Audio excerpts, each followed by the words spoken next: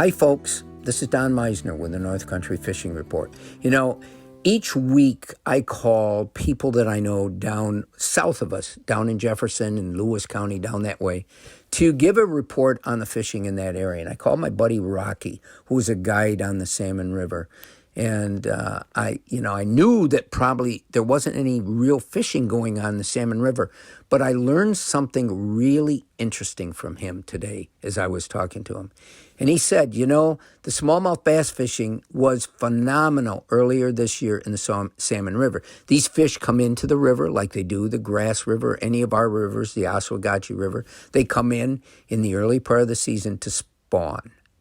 But what happens is, he said, we had this real low water period here recently, and we did the same thing here when we had all those hot temperatures and it evaporates so much water and the water got really low. Well, what happens when the water gets low is that there's not as much oxygen. And the bigger the fish, the more oxygen they need.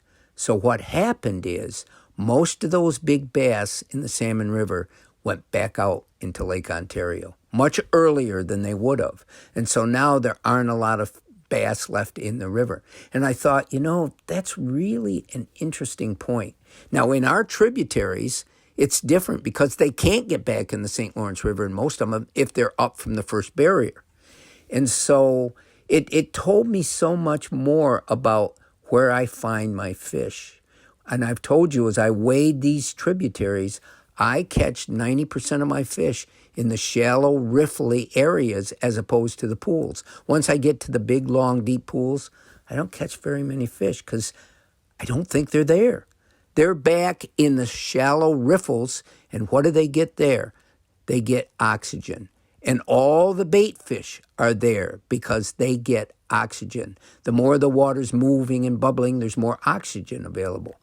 And, it was just another telling point that made me think again about why I have found my fish in certain sections, and that's where I tend to concentrate.